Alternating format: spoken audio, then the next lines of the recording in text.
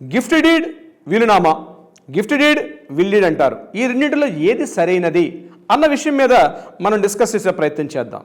మీరు స్వార్జితంతో సంపాదించుకున్న ప్రాపర్టీ, మీ కష్టార్జితంతో సంపాదించుకున్న ప్రాపర్టీ, అది మీ కుటుంబ సభ్యులకి లేదా మీ పిల్లలకి వారసత్వంగా ఇవ్వడం కరెక్టా లేదా, అంటే మీరు వీలునామా రాసి దాని ద్వారా సంక్రమింపచేయడం కరెక్టా లేదా, కేవలం మీ పిల్లలకి వీలునామా రాసి వాళ్ళకి దాని మీద స్వాధీన పత్రం అంటే ప్రాపర్టీ ఓనర్షిప్ రైట్స్ ఇవ్వడం కరెక్టా అన్నది మనం మాట్లాడుకోగలిగితే, నేనైతే బీయింగ్ ఎన్ అడ్వకేట్గా, రవీంద్రనాథ్ హైకోర్టు అడ్వకేట్ తెలంగాణ, నేను మీకు ఇచ్చే సూచన ఒకటే, ఈ రెండింటిలో ఏది బెస్ట్ అంటే నేను మీకు రెండింటిని కూడా కాస్త వివరించే ప్రయత్నం చేస్తాను. దాన్ని బట్టి డెసిషన్ మీరు తీసుకోండి.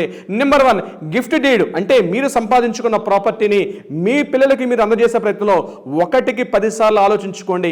ఎందుకంటే ఒక్కసారి మీరు సైన్ చేశారు, మీరు కాస్త వృద్ధాప్యంలో ఉండొచ్చుగాక, కానీ ఆ ప్రాపర్టీని మీ పిల్లలకు ఒకసారి మీరు స్వాధీన పత్రం అంటే ఓనర్షిప్ రైట్స్ని ట్రాన్స్ఫర్ చేశారంటే మరలా వాటిని వెనక్కి తీసుకొని రావడం చట్టరీత్యా చాలా చాలా కాంప్లికేటెడ్గా ఉంటుంది.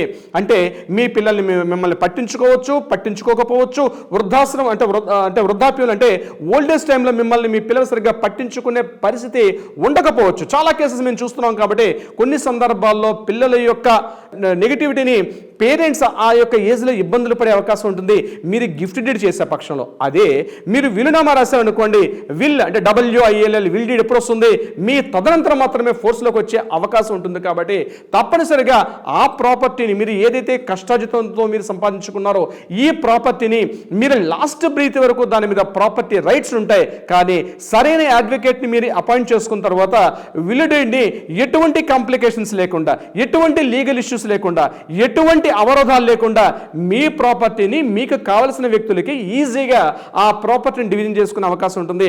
మీ లాస్ట్ బ్రీత్ వరకు కూడా దాని మీద పూర్తి రైట్స్ ఉన్నాయి, మీ యొక్క స్వాధీనం ఉంటాయి. కాబట్టి బీయింగ్ ఎన్ అడ్వకేట్గా నేను ఇచ్చే సలహా ఏంటంటే తప్పనిసరిగా చూడండి, గిఫ్ట్ డీడ్ విల్ డీడ్ అనేది మీరు విల్ రాసిన గిఫ్ట్ డీడ్ రాసిన 1కి 2 సార్లు ఆలోచించుకోండి. But my suggestion is the gift deed కన్నా వీలునామా రాసుకోవడం ఉంది ఉత్తమోత్తమం అని చెప్పి నేనైతే సలహా ఇవ్వగలుగుతున్నాను మై డియర్ ఫ్రెండ్స్. సో ఇటువంటి లీగల్ సలహాలకి ఈ పేజ్ని ఫాలో అయిపోండి. మీకు ఏదైనా లీగల్ ప్రాబ్లమ్స్ ఉంటే తక్షణమే కింద కూడా మనం కాంటాక్ట్ చేయండి.